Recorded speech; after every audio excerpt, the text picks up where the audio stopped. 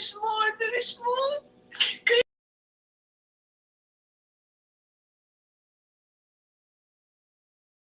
Krishna shows up.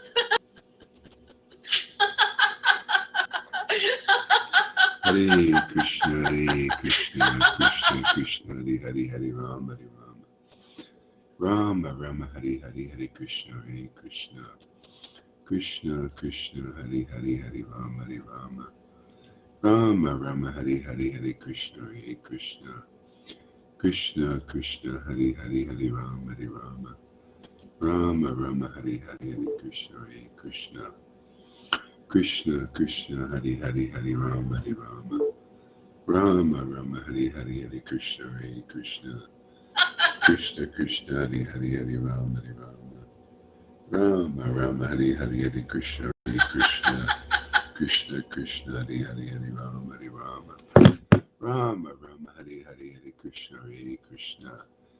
Hey, good morning, everybody. Hare Krishna, Krishna Krishna, Hare Rama, Glad your electricity is working. Krishna Krishna, Hare Rama, Rama Rama, Hare Krishna, Krishna Krishna Krishna, Hare Rama, Rama Rama, Hare Krishna, Krishna. Bluetooth connected. Krishna Krishna, Hare Rama, Rama Rama, Hare Krishna, Krishna Krishna Krishna, Hare Rama, Rama Rama, Hare Krishna, Krishna Krishna Krishna, Hare Rama, Rama Rama, Hare Krishna, Krishna. Bluetooth disconnected. Krishna Krishna, Hare Rama, Rama Rama, Bluetooth Hare connected. Krishna, Krishna Krishna Krishna, Hare Rama, Rama Rama, Hare Krishna, Krishna Krishna Krishna, Hare Rama, Rama Rama, Hare Krishna, Krishna Krishna Krishna, Hare Rama, Rama Rama, Hare Krishna, Krishna Krishna Krishna, Hare Rama. All right, here we go. Hare Krishna, Krishna Krishna, Hare Hare Rama, Rama Rama, Hare Krishna, Krishna Krishna, Hare Rama, Rama Rama, Hare Krishna, Krishna Krishna, Hare Rama, Rama Rama, Hare Krishna, Krishna Krishna, Hare Rama, Rama. Hare Krishna, Krishna Krishna, Hare Hare Rama, Rama Rama, Hare Krishna, Krishna Krishna, Hare Hare Rama, Rama Rama, Hare Krishna, Krishna Krishna, Hare Hare Rama, Rama Rama, Hare Krishna, Krishna, Hare Rama, Rama, Hare Krishna, Krishna, Hare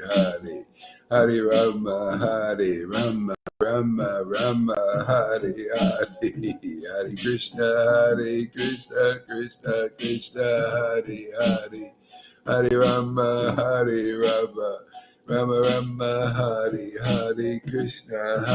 Krishna, Krishna, Hare Rama, Rama, Hare Krishna, Krishna, Hare Rama, Rama, Hare Krishna, Krishna Krishna, Hare Rama, Rama, Hare Krishna, Krishna Krishna, Hare Rama,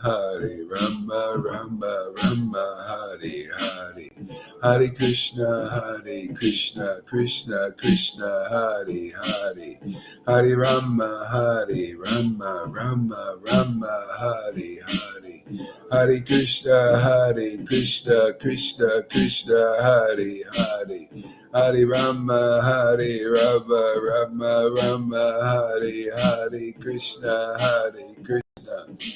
Krishna Krishna, Hare Hare, Rama Hare Rama, Rama Rama, Hare Hare, Hare Krishna, Krishna